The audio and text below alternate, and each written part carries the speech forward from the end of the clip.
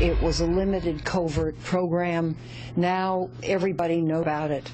And I think we need to see that this program is really run according to the American Constitution.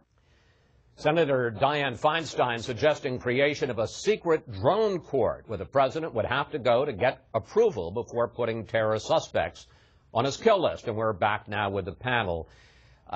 Congressman Cotton, for people who don't know you, you're kind of an interesting figure. You went to Harvard, you went to Harvard Law School, and then you spent 5 years on active duty on the front lines in Iraq and Afghanistan. So you've got a lot of credibility on this issue on both sides of the equation. How do you feel about this idea? Before the president could target someone for assassination, especially an American citizen, he'd have to go get approval from a judge.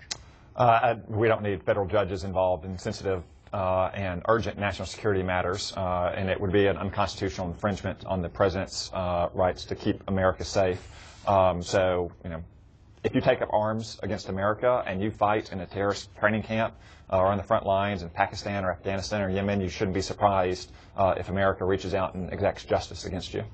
Liz, part of this debate has to do with what some people are calling alleged hypocrisy on the part of the White House. They say Senator Obama blasted George W. Bush for waterboarding and for a lack of transparency about the legal documents that authorized him to do that. And yet the fact is that President Obama had to be dragged into releasing the legal authorization for his decision to kill people. Yeah, no, I think there are two kind of schools of thoughts in terms of the hypocrisy argument. One is that Obama himself, when he became president, you know, you see it, you get different briefings, you see a different side of the story than you did when you were a candidate, and sometimes that changes your mind or makes you realize that, you know, okay, some of these policies really might be necessary. But the larger point, I think, you know, Republicans have been claiming hypocrisy against Democrats all week on this, and I think to some extent that is true, that if this were, you know, the Bush administration still, there would be a louder hue and cry about it. But polling shows that still the majority of Democrats are okay with this program. I mean, it's really, there's the left, and then there's where, you know, the majority of Democratic voters are. And I think most voters, you know, most Obama voters out there are thinking, well, you know, if this is the kind of program that can avoid another Iraq, great. You know, I think that's fine. And that also, I think, gives cover to the administration's positioning on this. Bill, we also got some fascinating revelations from that Senate hearing with Defense Secretary Panetta this week. We talked about what he revealed about Syria, but he said that on the night of the Benghazi attack, September 11th of this last year, that he and General Dempsey spoke to the president once early on and then never again. Let's take a look. Did the president show any curiosity about how's this going? What kind of assets do you have helping these people? Did he ever make that phone call? Look, there is no question in my mind the President of the United States was concerned about American lives. Well, all due respect, I don't believe that's a credible statement if he never called and asked you, are we helping these people? Given that it was a series of attacks, but that the overall action went on over the course of 7 hours in Benghazi the night of September 11th. What do you make of that? I think it's genuinely shocking. The president, Leon Panetta, walked out of the Oval Office at 5:30 that night after a previously scheduled meeting. The president never called. He knew, he briefed the president what was happening in Benghazi, and an American ambassador was missing. And it was clear there were going to be, could well be sustained and ongoing attacks.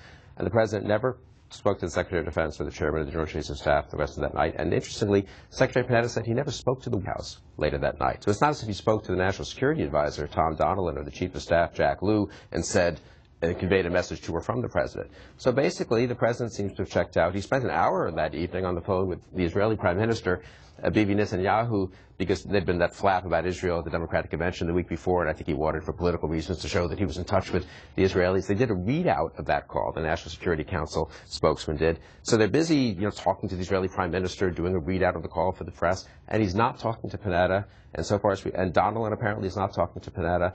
And it's really, I think, a dereliction of duty on the part of the president and his senior staff, and I think they should be asked about it. I think Tom Donilon, the National Security Advisor, and Jack Lew, the White House Chief of Staff, should, now that we know the president didn't talk to anyone, did they even talk to the Secretary of Defense? Or did they just say, do what you can, and then totally checked out for that evening, and then the next morning the president goes off to Las Vegas for a fundraiser? And I would say it's not just shocking. I would say it's outrageous as well, and it shows his lack of preparation to be the commander-in-chief and lead troops when they're in combat. You know, you mentioned I was in the Army. At Fort Benning, where I spent a year, you learn the 8-step troop leading procedures. Step 8, the final step, is not issue the order. Step 7 is issue the order. Step 8, which is the most important step, is supervise. He said in September that I issued a directive to take whatever steps are necessary to protect our troops and our assets. And then, as Bill said, he never again followed up. He never asked, is my directive being executed? That is the essence of leadership, and this is a complete failure of leadership. What about the argument, Congressman, and I don't know, and Bill raises a legitimate question, maybe he was doing it through his national security advisor? What General Dempsey and Secretary Panetta said indicates that there was no further contact from the White House, and the president showed no curiosity at all. He had a conversation with Prime Minister Netanyahu that was in the middle of a political season when he was receiving criticism for not being engaged with the Prime Minister, and then probably preparing to fly off to Las Vegas the next day for a fundraiser. When you have troops in contact, when I was in Afghanistan, we had troops in contact. I was right next to the radio monitoring that at all times. When the president has troops in contact in an embassy that he knows is insecure, that has to be the very first priority. Juan? Well, I mean, I'm just listening to it. It's one side of the conversation. It's not wrong, but it's not complete. What's complete is that Secretary Panetta said this week, these were 2 attacks that took place at the start and end of a 7-hour period. It was not one continuous attack. Secondly, the military was not positioned to respond and to help because they had no information. They did not have sufficient intelligence about a forthcoming attack. This is exactly what the Secretary said. So in that circumstance, you have an attack. The president has said, I want my people protected, take all necessary steps to protect Americans at risk, and put his people in place to do that job. His people were doing that job. I don't know why the president would suddenly have to not only circumvent, but then supersede the authority of everybody in the line of order here. I mean, so I guess you're picking on the president. It just doesn't seem real to me. But Juan, I mean, Winston Churchill said the essence of civilian leadership of the military is always right to probe. And the president has shown his willingness to do this. When the generals in 2009 proposed 40,000 troops to go to Afghanistan, the president pressed and pressed and pressed and reduced it to 32,000, I think without good reason. If they had said that night, well, we have this 6-hour rule, we can't get assets there, the president could have probed, said, we can't get any assets there, we don't have ships off the shore, we don't have helicopters. I guess that indicates you don't have much trust in Secretary Panetta, Secretary Clinton alike. I would guess that the president, having appointed them, doesn't share that point of view. He thinks these are good people who care about American assets, care about American life, and especially the life of an ambassador. I mean, it's just like the Syria situation we're discussing here. In the Syria situation, the president did follow up, did do the due diligence you spoke of, Congressman, and he said, you know what, there's a question about, do the arms fall into the possession of the wrong group, maybe some terrorists. I'm going to have to stop for a very good reason, which we'll see in a second, and I want to thank you all, and we'll see you all next week.